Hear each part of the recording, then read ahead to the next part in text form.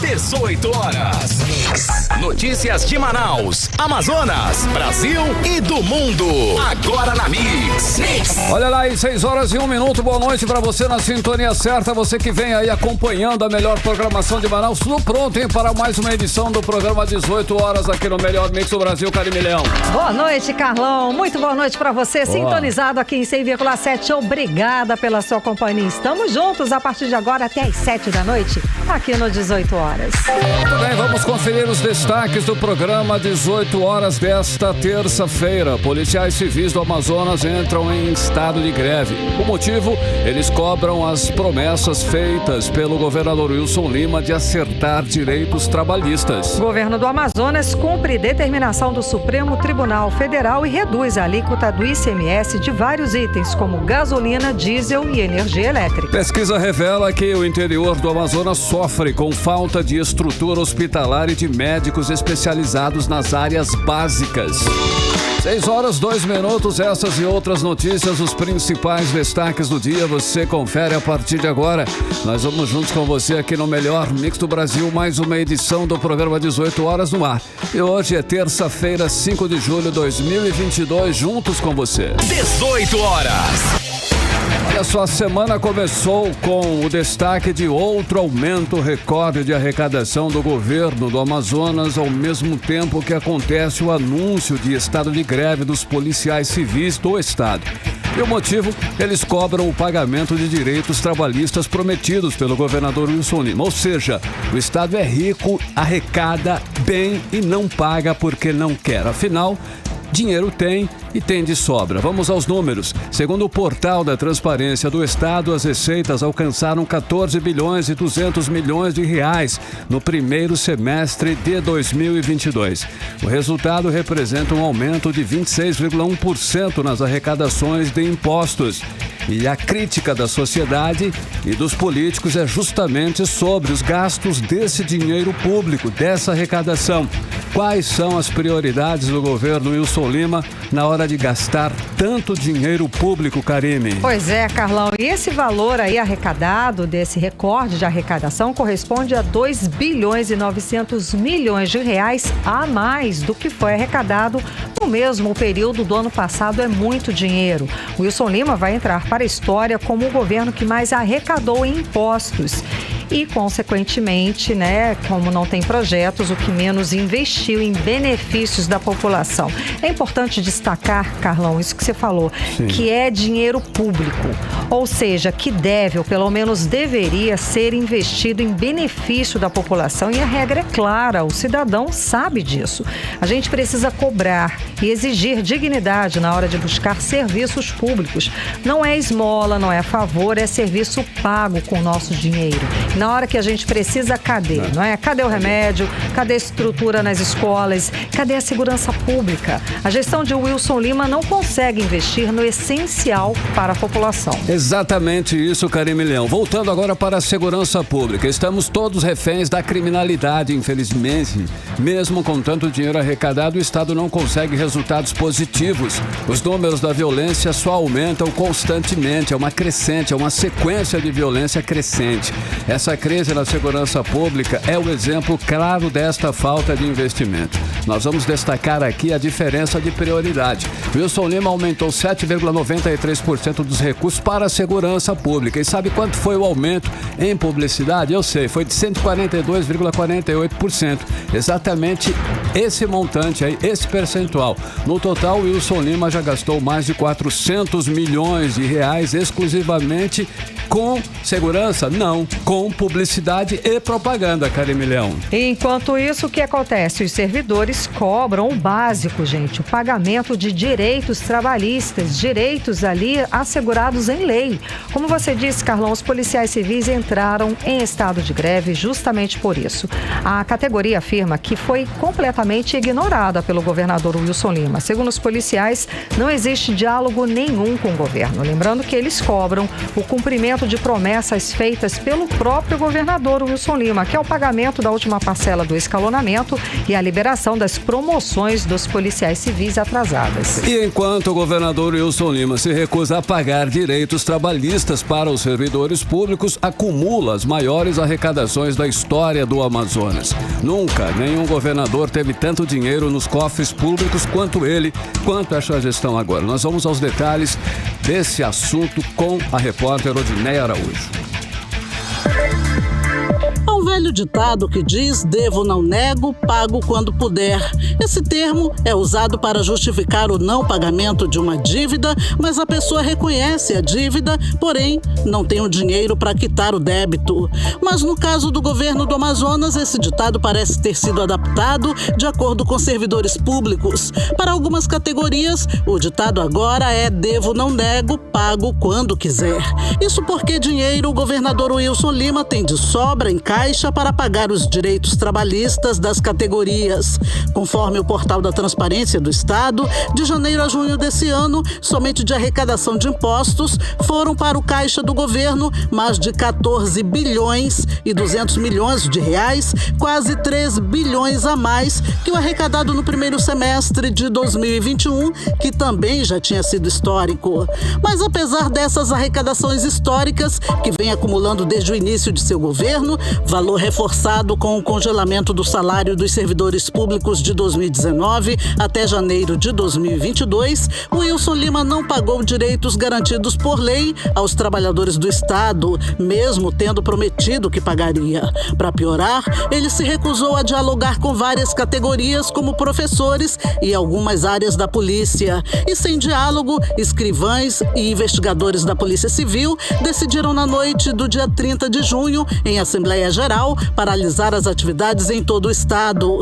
A informação foi confirmada pelo presidente em exercício do Sindicato dos Servidores da Polícia Civil do Amazonas, Renato Bessa. De acordo com ele, mesmo com a decisão da categoria, amplamente divulgada pelos meios de comunicação, até agora não houve nenhum avanço nas negociações.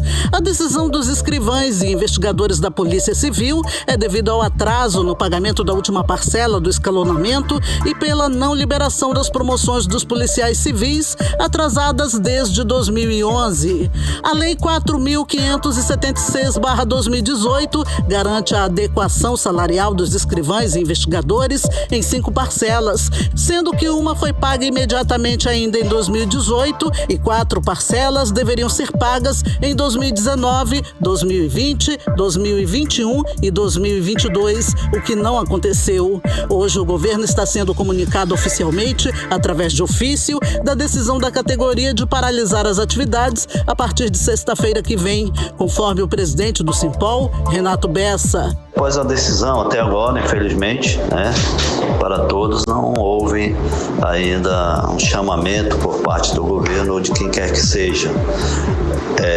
Estamos seguindo o ritmo,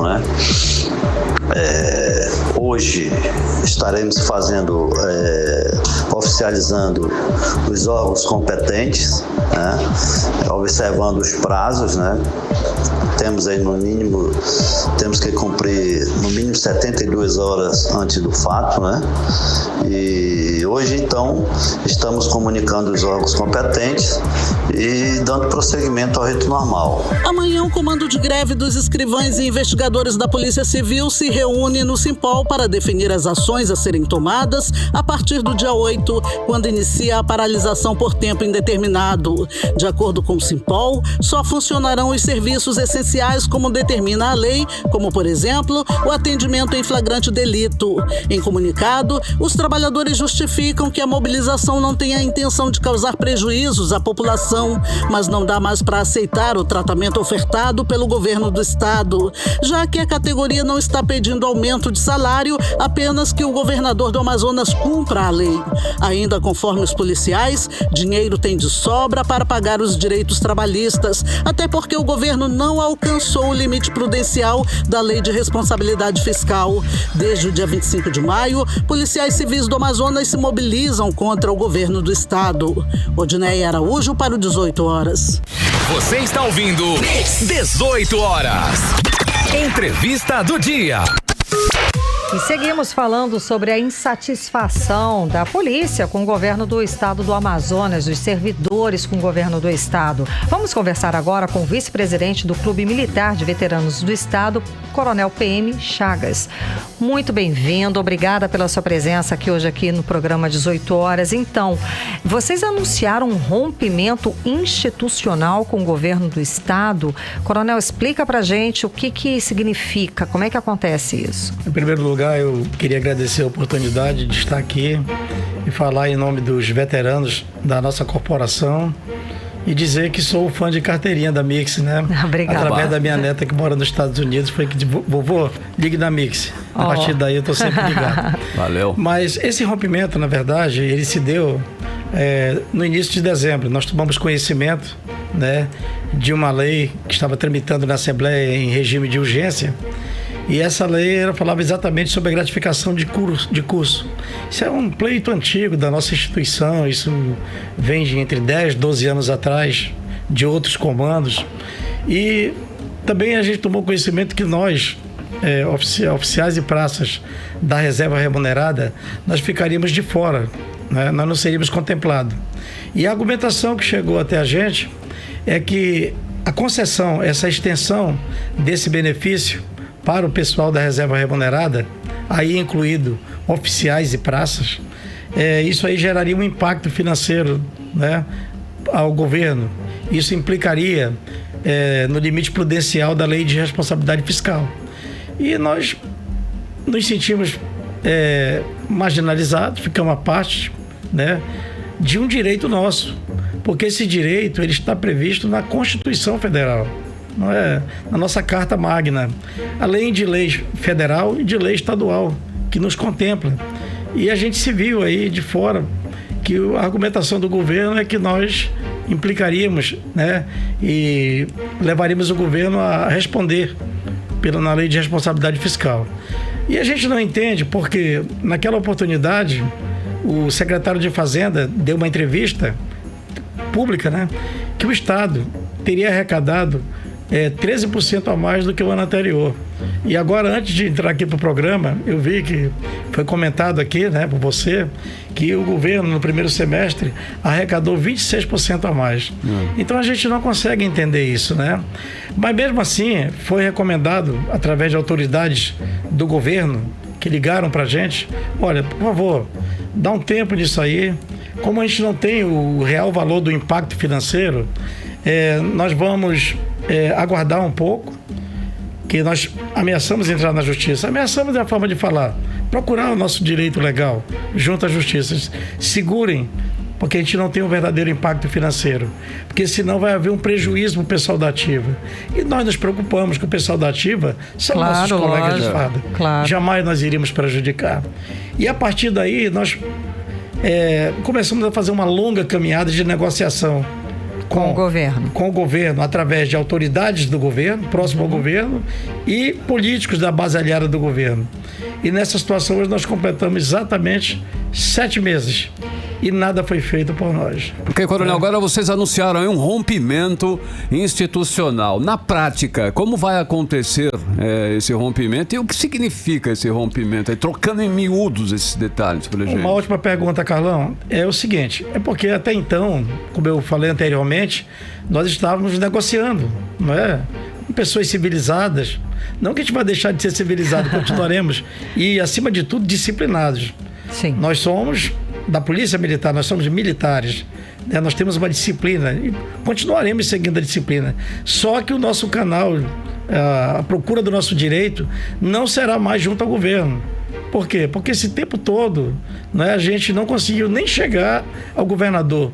Nunca essas autoridades que se propuseram participaram dessa negociação, nos levaram até a presença do governador. Esse não, ou essa indiferença, a gente não teve contato com o governo. E pasmem os senhores, as pessoas que estão nos ouvindo agora, essas autoridades, políticas ou não, pessoas que exercem função no governo, nunca voltaram para dizer nem sim nem não para a gente. Não deram uma satisfação? Nenhuma satisfação.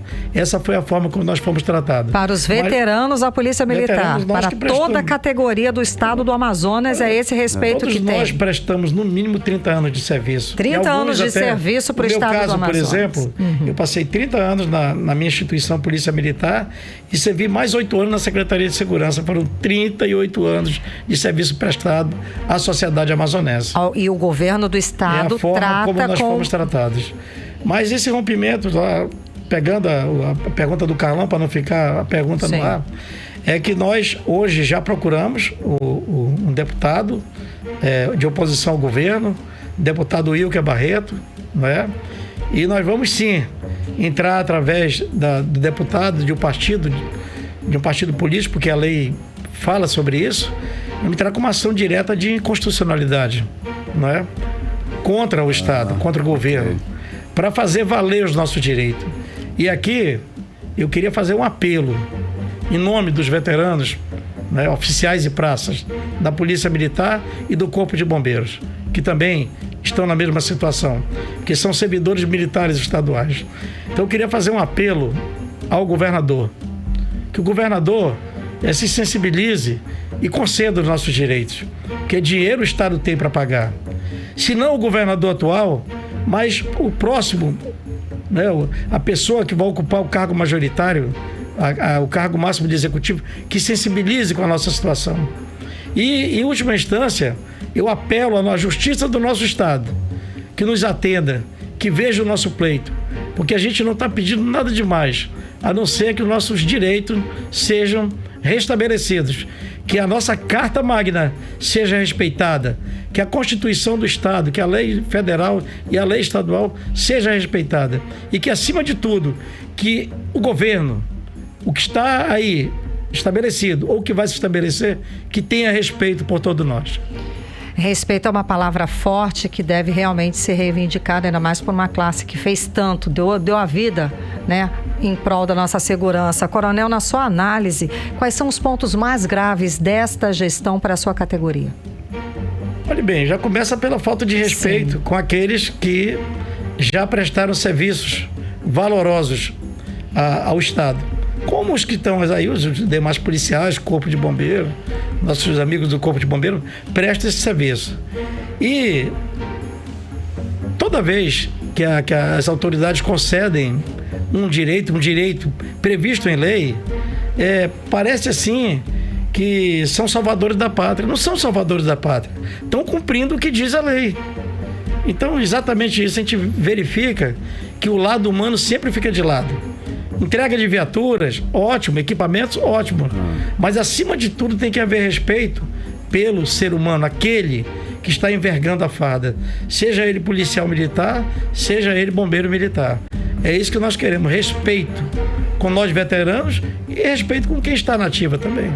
Ok, Coronel, para finalizarmos a nossa entrevista, teria alguma forma ainda, existe uma possibilidade ainda de diálogo com o governo do Amazonas? O que o senhor acha? Ainda tem esperança ainda? Dá para? Olha bem, a possibilidade está esgotada porque nós já tentamos de tudo. Nós fomos, acima de tudo, disciplinados, tivemos bom senso, respeito com quem nos comanda. Nós temos um comandante-geral. Nós continuamos subordinados ao comando da corporação e com as autoridades do governo, mas a gente não teve essa reciprocidade. Então a gente não enxerga mais, Carlão, essa possibilidade de diálogo com o governo. Então o caminho é esse, certo? O caminho é esse. Em busca de respeito. Em busca de respeito e fazer prevalecer os nossos direitos. Ok, Coronel, muitíssimo obrigada pela sua participação, conversando, esclarecendo pra gente esses pontos tão importantes aqui no 18 Horas. Eu agradeço a oportunidade e agradeço muito o apoio que a gente tem recebido dos veteranos, o apoio recebido pelos nossos familiares, que acreditam muito que nós vamos reverter essa situação. E agora a sociedade que está tomando conhecimento, né, do problema que nós estamos vivenciando. E eu gostaria muito que a sociedade também nos apoiasse em nosso pleito. Muito obrigado. Valeu, obrigada, coronel. Ótima noite. Obrigado. Conversamos com o vice-presidente do Clube Militar de Veteranos do Estado, Coronel PM Chagas. 6h21 e você está no melhor Mix do Brasil. 18 horas. Olha, com a determinação do Supremo Tribunal Federal, o governo do Amazonas anunciou a redução da alíquota do Imposto sobre Circulação de Mercadoria e Serviços, que é o famoso ICMS, da gasolina e do diesel e sobre o gás natural, a energia elétrica e serviços de comunicação, ok? Segundo a Secretaria de Estado da Fazenda, agora a alíquota sobre os preços desses itens vai ser de 18%. Antes, a porcentagem, Karime e ouvintes, era de 25%. Exatamente, Carlão. Agora, o que o governador Wilson Lima anunciou nas redes sociais como um favor, uma bondade, gente, na verdade é o cumprimento de uma ordem judicial que, inclusive, ele poderia ter feito antes, tá? Bem antes, sem precisar da decisão do Supremo Tribunal Federal. Vamos acompanhar os detalhes na reportagem de Odiné Araújo. Nas redes sociais do governador Wilson Lima, a publicação diz: reduzimos o ICMS dos combustíveis. A mensagem também é propagada por ele aos meios de comunicação. Nós estamos publicando hoje um decreto que reduz o ICMS dos combustíveis, em especial da gasolina, do gás e de comunicação. Agora, a gente espera que os empresários também repassem essa redução para o consumidor final. E aí é importante que as pessoas façam esse trabalho de fiscalização para que a gente possa ter esse resultado final esperado lá no consumidor, lá na bomba. Especificamente no caso da gasolina, que era de 25%, uma das menores do Brasil, vem para o nível menor, que é de 18%. A gente está reduzindo também comunicação, deve reduzir de 30% para 18%. Em sua publicação nas redes sociais, o governador encerra dizendo que está fazendo sua parte e espera que essa redução do imposto do combustível chegue de fato aos consumidores. O Wilson Lima só não explicou que o anúncio que ele fez como se fosse uma bondade de sua parte à população, na verdade, é uma decisão da Justiça Federal. É que o ministro do STF, o Supremo Tribunal Federal, André Mendonça, determinou na última semana que as alíquotas do ICMS, o Imposto sobre Mercadorias e Serviços, cobradas sobre todos os combustíveis, fossem iguais em todo o país, conforme definição do CONFAZ, que é o Conselho Nacional de Política Fazendária. O deputado Serafim Corrêa apresentou o assunto hoje na Assembleia Legislativa do Amazonas e confirmou a decisão do STF. O governo do estado do Amazonas e mais 20 estados cumpriram a lei e reduziram a alíquota de combustíveis, de comunicações, de energia elétrica e de transportes intermunicipais, de 25% para 18%. Esta redução não pode se perder no caminho.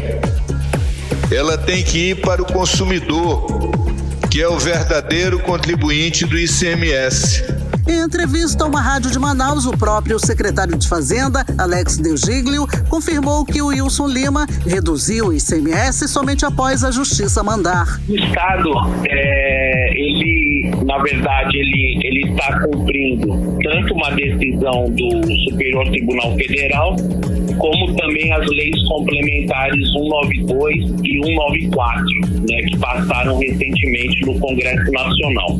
Ou seja, se quisesse realmente baixar o valor do combustível no Amazonas, o Wilson Lima teria reduzido o ICMS antes, sem precisar da decisão do STF, até porque o Estado bate recorde em cima de recorde em arrecadação. Mas o que o governo não queria, de acordo com a oposição da Assembleia Legislativa, era abrir mão de 100 milhões de reais a menos em sua arrecadação por mês em favor do consumidor. Odiné Araújo para o 18 horas. Você está ouvindo 18 horas. Olha, recorde de desmatamento leva Amazonas a decretar emergência ambiental em 19 municípios do interior do estado. Com altos índices de destruição da floresta, o Amazonas é considerado a nova fronteira do desmatamento. Os detalhes agora na reportagem de Nathalie Moraes. O governo do Amazonas decretou situação de emergência ambiental em 19 municípios do estado, após um salto no número de alertas de desmatamento no mês de abril. A decisão considera que o mês de abril deste ano foram emitidos 1.026.023 quilômetros quadrados de alertas de desmatamento da Amazônia Legal, correspondendo a um aumento de 76,76% em relação ao mesmo período do ano passado, quando houve um alerta de 580.055 quilômetros quadrados. Ainda que apenas no estado do Amazonas foram 347.000 quilômetros quadrados, um aumento de 99,48% em relação ao mesmo período do ano passado, que atingiu um patamar de 174.053 quilômetros quadrados. O Amazonas foi o estado que mais perdeu floresta no mês de maio, entre os 9 estados da Amazônia Legal, de acordo com os dados do Sistema de Alerta de Desmatamento do Instituto do Homem e Meio Ambiente da Amazônia, que monitora a floresta por imagens de satélites desde o ano de 2008. O Amazon detectou 553 mil quilômetros quadrados de floresta destruídos em solo amazonense, 38% do registrado em toda a região. Isso representou um aumento de 109% em relação ao desmatamento identificado no estado em maio do ano passado. Ainda segundo o Amazon, a devastação no Amazonas tem avançado nas regiões de divisa com Acre, Rondônia, Mato Grosso e Pará. Apenas uma cidade, o município de Apuí, concentrou 214 mil quilômetros quadrados desmatados em maio, sendo o município que mais destruiu a Amazônia no mês. Essa área equivale a 39% de toda a devastação registrada aqui no estado. Outros 3 municípios amazonenses também ficaram na lista dos 10 que mais destruíram a floresta amazônica no mês de maio.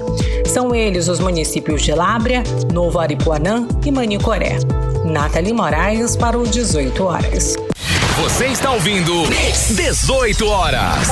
Agora 6 horas e 28 minutos. Vamos para Brasília conversar com o nosso correspondente, o jornalista Carlos Eduardo Matos. Cadu, boa noite, Cadu. A gente já começa falando sobre essa CPI do MEC, CPI do Ministério da Educação. Bom, o presidente do Senado, Rodrigo Pacheco, ele disse, vou assinar a instalação desta CPI, mas os trabalhos só vão começar depois das eleições. Cadu, fala a verdade pra gente, essa CPI sai ou não sai? Boa noite.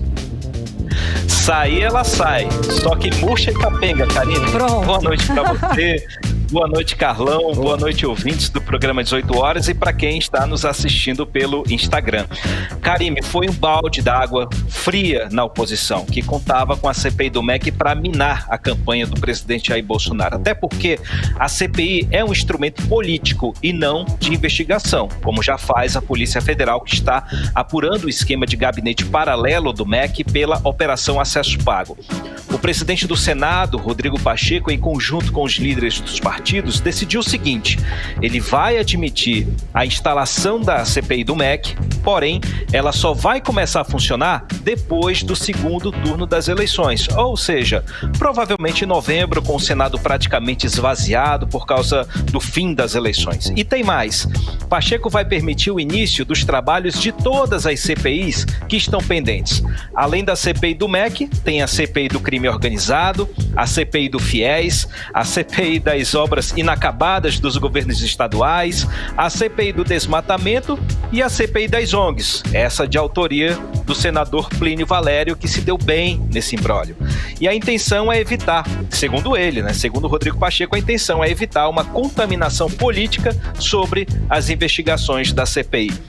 No caso das CPIs do desmatamento e das ONGs, o presidente do Senado disse que vai unir os 2 requerimentos de instalação e fazer uma só CPI. Então vamos ouvir o que disse Rodrigo Pacheco na coletiva de imprensa hoje à tarde.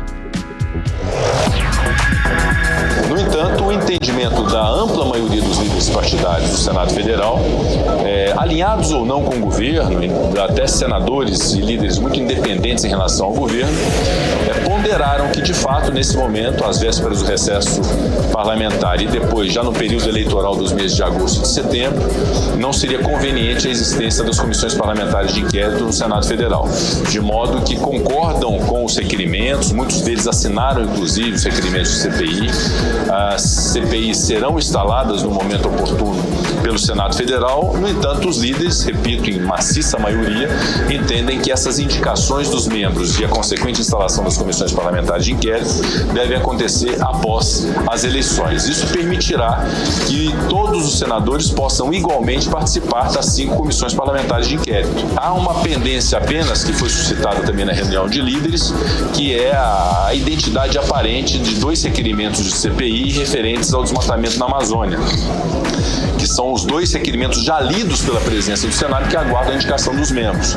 Esses 2 requerimentos, há uma tendência que a presidência possa unificá-los para que exista, no momento oportuno, uma única comissão parlamentar de inquérito com esse escopo, com esse objetivo da investigação das causas do desmatamento e dessa criminalidade contra o meio ambiente no bioma amazônico. Você está ouvindo 18 horas. A gente acompanhou a fala do presidente do Senado, Rodrigo Pacheco, a respeito de todas as CPIs que vão ser liberadas depois do resultado das eleições deste ano. Cadu. Liberou geral, né, Karime? Como é que a gente... Não sei como é que vai ser isso daí. Isso aí é inédito pro Brasil, inédito. São quantas? 6, 7? São 5, agora vão ser 4, né? Vai aglutinar aí a CPI do desmatamento, que é do Randolfo Rodrigues, e a CPI do deputado, senador Plínio Valério, que é a CPI das ONGs. A gente conversou com ele, né? Plínio Valério, que foi o maior beneficiado dessa briga, porque ele vai ter uma CPI para chamar de sua. Tem um palco político só dele para protagonizar. Vamos ouvir o que ele disse. Eu acho que foi uma decisão sensata, né, de não fazer no período eleitoral. E a gente pode discutir aí 4 CPI de uma vez, né?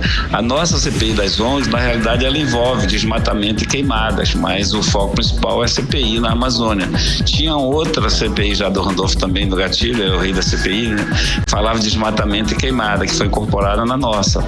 Então, eu acho que é legal deixar para depois da eleição, e é muito ruim 4 ao mesmo tempo. Mas vamos ver o que acontece até lá. O bom de tudo é que essa discussão, como você fala do MEC, acabou acelerando, e finalmente trazendo à tona e discussão o tema CPI ONGs na Amazônia, que é um tema aí nosso, para nós amazônicos, de grande valia e antigo.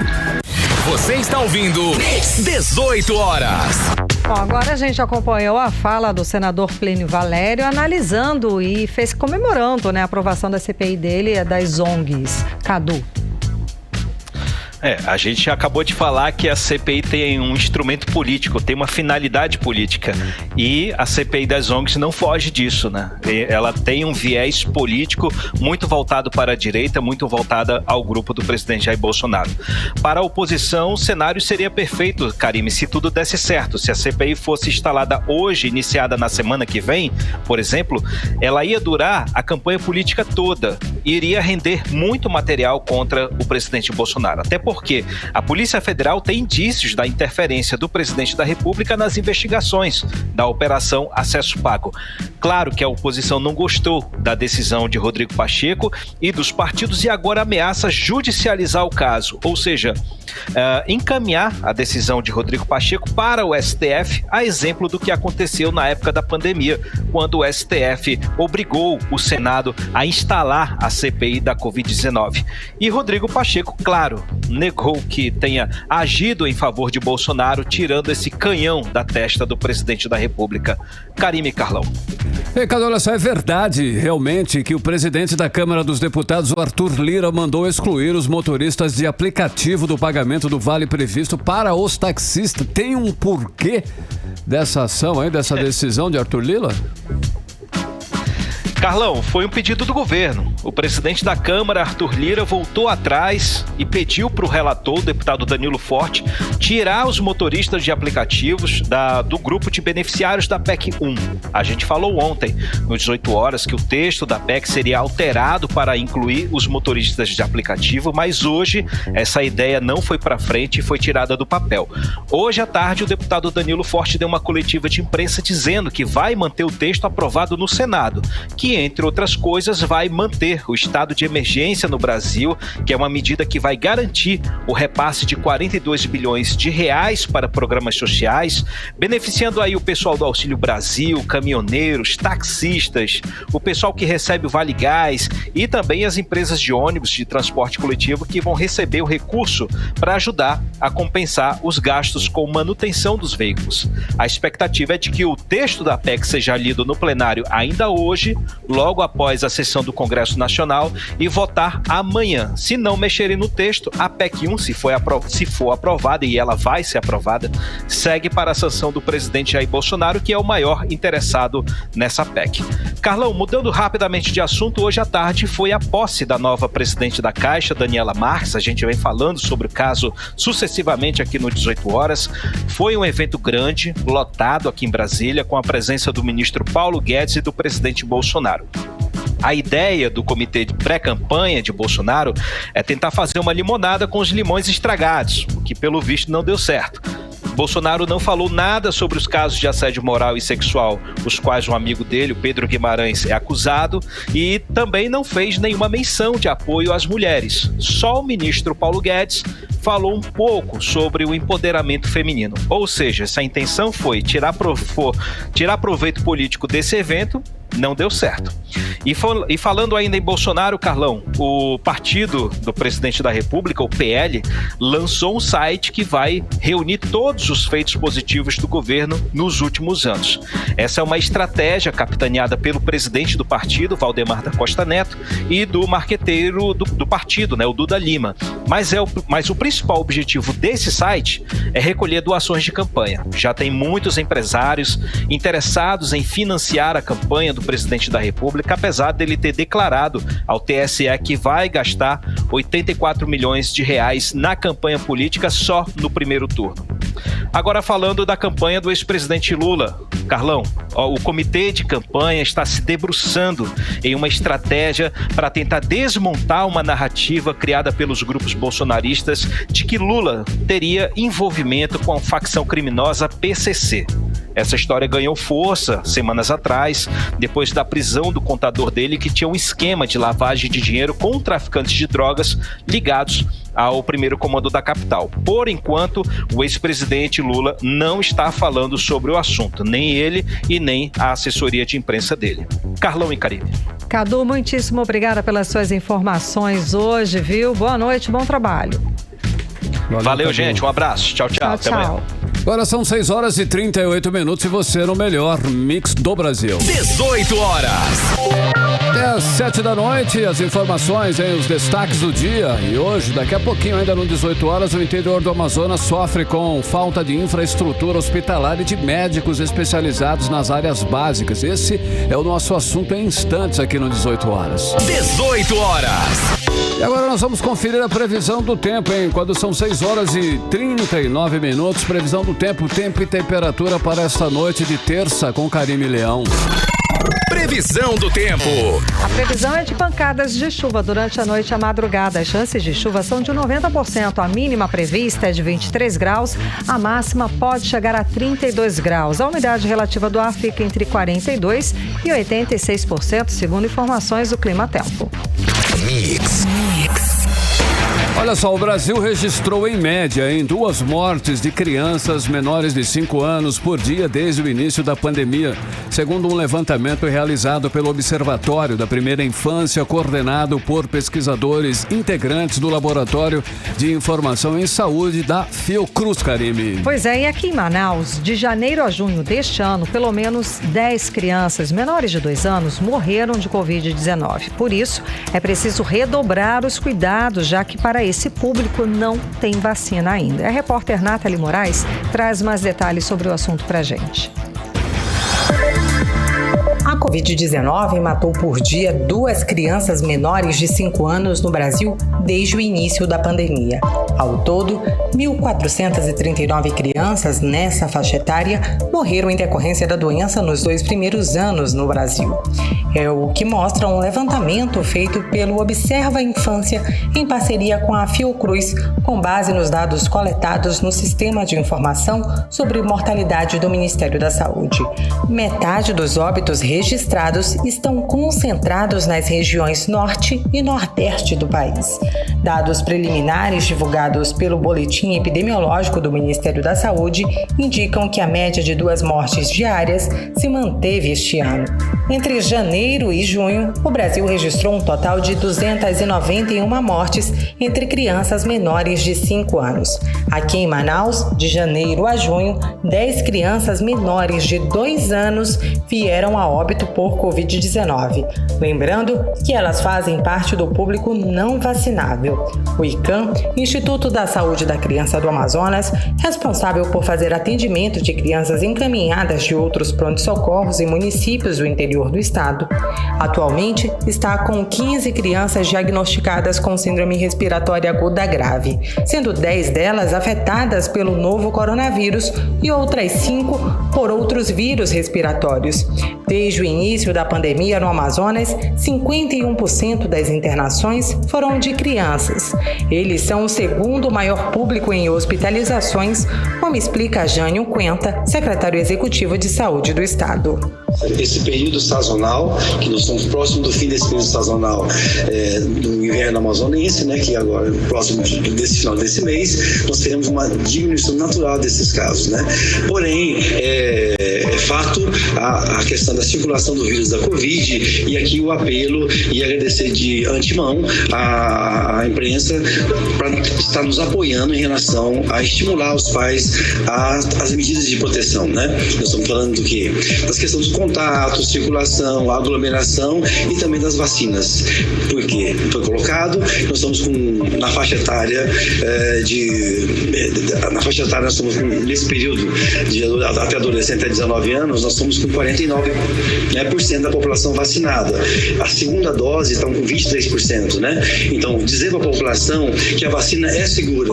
Os sintomas de uma síndrome gripal, independentemente do vírus causador, são febre, dor de cabeça, tosse, dor de garganta, insuficiência respiratória e dores no corpo. A farmacêutica Pfizer informou que já prepara a documentação para solicitar à Agência Nacional de Vigilância Sanitária o aval para a liberação da vacina contra a Covid-19 para os bebês acima de 6 meses até as crianças de 5 anos de idade. Nathalie Moraes para o 18 horas. Você está ouvindo 18 horas.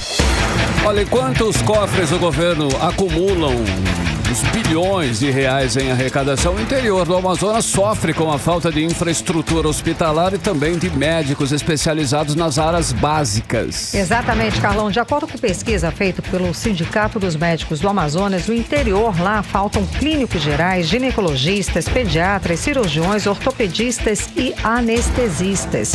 A repórter Odinê Araújo traz mais detalhes sobre o assunto. Vamos acompanhar. A pesquisa realizada pelo CIMEAN, Sindicato dos Médicos do Amazonas, junto às prefeituras e secretarias de saúde do interior, confirma a necessidade de médicos especialistas para atender a população distante da capital amazonense. A ideia da pesquisa é saber o que precisa melhorar na saúde do interior para aliviar o sistema na capital, que há anos sofre a sobrecarga de atendimento de pacientes vindos de todos os municípios e até de estados vizinhos. Alguns municípios já responderam à pesquisa do CIMEAN sobre a estrutura de saúde das cidades e suas principais necessidades. Mas o presidente do Sindicato dos Médicos, Mário Viana, disse em entrevista ao 18 horas que tem encontrado dificuldades para obter informações, tanto junto às prefeituras quanto junto à Secretaria de Saúde do Estado. Infelizmente, o Sindicato dos Médicos enfrenta uma dificuldade muito grande de obter informações precisas da Secretaria de Saúde. Muitas vezes a gente pergunta e somos orientados a nos reportar ao portal da transparência, que não é muito fácil entrar nesse portal e obter as informações que a gente quer. Eu diria que existe uma certa má vontade de passar essas informações para o Sindicato dos Médicos, né? Até mesmo alguns municípios parece que têm dificuldade de dar essas informações. E entre os municípios que já responderam à pesquisa do CIMEAN, os gestores confirmam que precisam de ginecologistas, pediatras, clínicos, cirurgiões, ortopedistas e anestesistas. Conforme Mário Viana, a pesquisa tem revelado, na verdade, um abandono geral na saúde do interior. Falta de tudo bastante, não digo nem um pouco, né? Sequer a maioria das unidades cumpre, porque até na própria capital a gente não tem o diretor técnico e diretor clínico conforme são regras, são normas mantidas e direcionadas pelo Conselho Federal de Medicina, né? Muitas vezes, ou na maioria das vezes, no caso do interior, não há especialistas, né, disponíveis, né? Muitas vezes o cirurgião do município é um cirurgião improvisado, ou até mesmo, como nós sabemos, que é uma prática hoje praticamente, infelizmente, já aceita, de profissionais estrangeiros ou mesmo brasileiros, atuando como especialistas sem ter o título de especialista. Os prefeitos e secretários de saúde dos municípios do Amazonas receberam via e-mail um ofício com a solicitação colaborativa, além de um formulário eletrônico para responder os questionamentos sobre a estrutura de saúde oferecida aos trabalhadores e à população. A ideia do sindicato com esse levantamento é desenvolver ações junto às autoridades para melhorar a atuação dos profissionais de saúde nesses municípios. De acordo com o CIMEAN, enquanto não tiverem recursos humanos adequados, de acordo com a realidade local de cada município e principalmente uma estrutura hospitalar adequada, a saúde no interior será sempre precária e uma simples apendicite poderá matar. Odineia Araújo para o 18 horas. Você está ouvindo 18 horas. Agora em Manaus, 6 horas e 47 minutos. Vamos falar sobre os bastidores da política local com a repórter Artemisa Gadelha. E vamos começar pelo anúncio, que agora é oficial, da pré-candidatura do senador Eduardo Braga ao governo do estado do Amazonas. Artemisa, ele afirma que vai fazer aliança com o ex-presidente e também candidato à presidência da República, o Luiz Inácio Lula da Silva. É isso mesmo? Essa aliança está formada? Artemisa, boa noite. Sim, inclusive ele declarou isso no Twitter dele.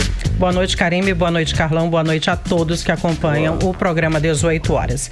Até então se comentava aí, né, sobre a pré-candidatura ao governo do Amazonas, do senador Eduardo Braga, do MDB, mas não como certa. Tanto que na semana retrasada, não sei se você lembra, alguns portais comentaram que Eduardo Braga estaria abandonando a disputa. Lembra, Karime, Carlão? Sim. Ouvintes, sim. Quem acompanhou, eu conversei com ele e ele desmentiu essas notícias. Nós demos aqui no programa 18 horas. E agora o senador confirmou diretamente que é pré-candidato, então acabaram todas as dúvidas, né? Na manhã desta terça-feira, o senador publicou no Twitter 3 mensagens. Se você estiver pelo Instagram e pelo YouTube do 18 horas, vai acompanhar a postagem em que o senador Eduardo Braga afirma a pré-candidatura dele, que terá a aliança do ex-presidente Lula, como você falou, Karime, que é pré-candidato à presidência da República. Um dos trechos diz o seguinte, abre aspas: queremos uma aliança forte que apresente soluções para os problemas do nosso estado. Fecha aspas. Eduardo Braga disse ainda que o povo está passando fome, sem emprego e que é preciso retomar os programas sociais do estado. Disse também, abre aspas, infelizmente a população apostou no novo, que não deu certo. Fecha aspas. Aqui, ele está enviando um recado direto ao governador do estado do Amazonas, Wilson Lima, do União Brasil, e, de certa forma, ao presidente Bolsonaro, do PL. Uma fonte do Partido dos Trabalhadores, do PT, confirmou que Eduardo Braga é realmente o escolhido de Lula e que o ex-senador João Pedro já está fora do páreo faz tempo. Como diria o caboclo amazonense, farra era tempo, viu, Karime? Agora vem a dúvida, quem será o vice de Eduardo Braga? João Pedro, do PT, o ex-senador? Se comenta que pode ser também o deputado Ricardo Nicolau, do Solidariedade, que é pré-candidato ao governo do estado. Eu perguntei à assessoria do pré-candidato Ricardo Nicolau, que negou e disse que não existe essa possibilidade. Vamos aguardar aí. Falando agora da vinda do ex-presidente Lula a Manaus no dia 29 deste mês, na semana passada, o jornalista Carlos Eduardo Matos comentou sobre a vinda, dele aqui, mas a agenda ainda não foi definida. Eu conversei com o deputado federal José Ricardo, do PT. Ele comentou o assunto da vinda do presidente. O Lula já manifestou aqui o apoio à Zona Franca de Manaus. O Lula já falou da importância, de ter uma estrutura que apoie os indígenas, já falou até do Ministério Indígena. Portanto, ele tem um carinho com o estado do Amazonas. A questão do meio ambiente também, ele defende projetos que não criem impactos ambientais, tem um projeto de geração de renda, de trabalho para a população de forma sustentável. E o Lula que fez investimentos importantes na questão da energia, da construção de casas, na questão da infraestrutura na cidade de Manaus, inclusive na questão do fornecimento de água na Zona Leste. Então o Lula tem assim um carinho enorme com o povo do estado do Amazonas. Então eu espero que ele consiga fechar essa agenda para o dia 29 para vir aqui conosco e a gente poder conversar pessoalmente. Você está ouvindo 18 horas. Ouvimos então o deputado federal José Ricardo e eu acabei de saber que o ex-presidente Luiz Inácio Lula da Silva vai visitar algumas fábricas do Polo Industrial de Manaus, mas o cronograma ainda está sendo montado. Karime Carlão. Artemis, olha só, o ex-governador Amazonino Mendes, ele foi recepcionado hoje calorosamente, inclusive pela população. Ele estava lá no município de Itacoatiara, 175 quilômetros em linha reta de Manaus. Arte, ele foi homenageado na Câmara Municipal de Itacoatiara, é isso? Isso mesmo, Carlão. O ex-governador amazonino Mendes chegou numa carreata, numa motocicleta, uma mistura aí das duas coisas. Muita gente já aguardava o ex-governador amazonino Mendes nas ruas da cidade de Itacoatiara. A população o recebeu de forma calorosa, como você disse. E novamente, se você estiver pelo Instagram e também pelo YouTube do 18 Horas, vai acompanhar o vídeo da chegada dele enquanto eu comento. O pré-candidato ao governo do Amazonas, pelo Cidadania, parou o carro diversas vezes, para cumprimentar aí as pessoas que queriam conversar com ele, apertar a mão, dar um abraço. Milhares de pessoas foram às ruas. E o articulista político Braia Douzani comentou a visita de amazonino ao município de Itacoatiara. Vamos acompanhar. Nós podemos ver aí as imagens de pessoas que foram até ele espontaneamente, cumprimentá-lo, abraçá-lo, É inegável que o ex-governador tem um público absolutamente consolidado no estado do Amazonas. Enquanto isso, os inimigos políticos dele estão aí dizendo que ele está mal, que ele está debilitado, que ele está nas últimas, E a gente precisa lembrar que cabe ao ex-governador decidir se eles têm condições ou não de enfrentar esse pleito, e ao que me parece ele já decidiu, ao que me parece ele está na rua visitando vários e vários municípios, e ao que me parece ele tem milhares de pessoas o seguindo. Então é bom se acostumar com a ideia de que ele está no jogo e está para valer. Você está ouvindo 18 Horas. Ouvimos então o comentário do articulista político Braia Douzani. Nós vamos voltar ainda com as imagens, enfim, da chegada do ex-governador amazonino Mendes, que é pré-candidato. Enquanto eu faço o comentário final, se comenta nos bastidores que ninguém consegue tirar do ex-governador, o carisma, a inteligência, a capacidade técnica que ele tem. Amazonino Mendes ainda recebeu, como o Carlão disse no início dessa matéria, o título de cidadão itacoatiarense pela Câmara Municipal de Itacoatiara. Nas redes sociais dele, Amazonino disse ainda que a partir de hoje ele pode dizer que de coração e de fato ele é cidadão itacoatiarense. Karime Carlão. Muito bem. Obrigada pelas informações, linda. Até amanhã. Até amanhã. Tchau, tchau. Boa noite. Tchau, tchau. 18 Horas. Olha só, o deputado estadual Wilker Barreto do Cidadania cobrou hoje a transparência do programa da Prefeitura de Manaus de asfaltamento das ruas na cidade, que recebeu verba do governo do Amazonas, Karine. Exato, Carlão. Segundo o deputado, o programa recebeu 150 milhões de verba estadual e não está divulgando a relação nominal das ruas que já foram asfaltadas. Vamos acompanhar os detalhes dessa história agora na reportagem de Hector Silva. O deputado estadual Wilker Barreto, do Cidadania, na Assembleia Legislativa, falou hoje, novamente, sobre a falta de transparência do programa Asfalta Manaus, que recebeu do governo do Amazonas 150 milhões de reais para ajudar nos trabalhos de asfaltamento da cidade. Em maio deste ano, ele informou que cobrou o nome das ruas que estão sendo asfaltadas e até o momento não teve respostas.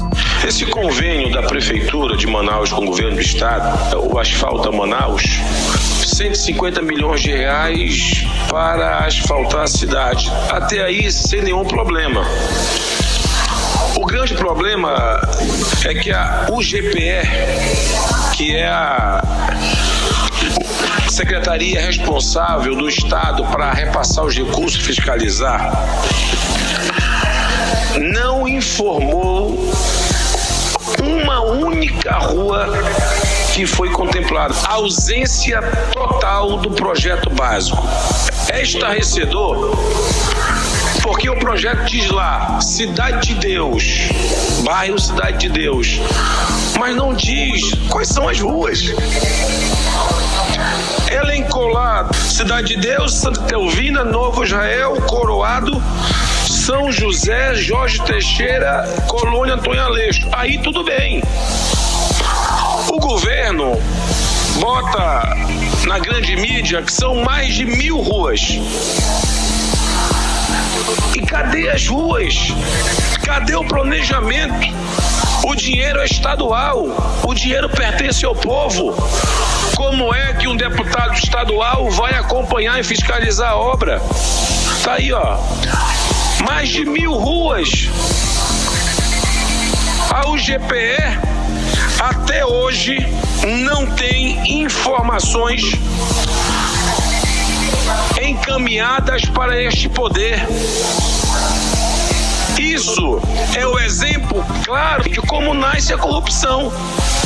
Um projeto de 150 milhões que não tem uma rua informada. Eu tenho aqui os telefonemas, eu tenho aqui os ofícios, a minha equipe liga, fala com o jurídico, fala com o porteiro, fala com todo mundo da UGPE, mas ninguém informa quais são, ou quais foram, ou quais serão as ruas asfaltadas, senhores. A UGPE, a qual o parlamentar se refere, é a Unidade Gestora de Projetos Especiais, órgão do governo do estado que está responsável pelo trabalho feito com a prefeitura. Wilker Barreto cobrou que o coordenador executivo da UGPE e a Seminf, a Secretaria Municipal de Infraestrutura, esclareça as informações solicitadas por ele. Não é dessa forma que se cuida de dinheiro público, não. O negócio está solto. Eu só pedi apenas quais foram as ruas asfaltadas. Isso requer um planejamento. Como é que eles chegaram a 10.000 ruas? Como é que foram feitas 1.000 ruas? Olha o depoimento, tem vários depoimentos da população revoltadas. Tem ruas que são feitas pela metade, deputado Serafim. Tem uma rua que foi feita, a outra não.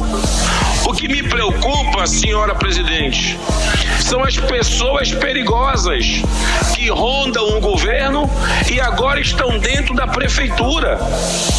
Um programa desse de 150 milhões de reais sem nenhuma transparência.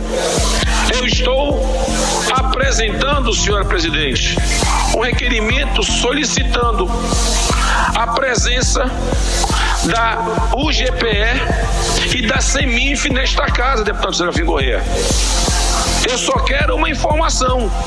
Cadê as 1.000 ruas que já foram feitas e qual é o planejamento de execução? Hector Silva para o 18 horas. Você está ouvindo 18 horas. 6 horas e 59 minutos. Seguimos direto para o Editorial 18 horas. Editorial 18 horas. 24 estados e o Distrito Federal já anunciam redução do ICMS sobre combustíveis. A mudança segue uma definição do Conselho Nacional de Política Fazendária, o CONFAS. O CONFAS alterou as regras de cobrança do ICMS na esteira da decisão do ministro do Supremo Tribunal Federal, André Mendonça. A decisão determinou na última semana que as alíquotas do ICMS cobradas sobre todos os combustíveis sejam uniformes em todo o país. Portanto, a redução não foi por livre e espontânea vontade dos governadores, nem no Amazonas. Diga-se, se quisesse, o governador poderia inclusive ter reduzido os impostos estaduais sobre os combustíveis bem antes, se quisesse, mas não quis e também não queria. 18 horas. 7 em ponto, Karime, finalizando mais uma edição do 18 horas. Boa noite. Boa noite, um beijo, obrigada pela companhia. Continue bem, continue em 100,7 até amanhã. Você ouviu 18 horas. As notícias do Brasil e do mundo. De volta amanhã.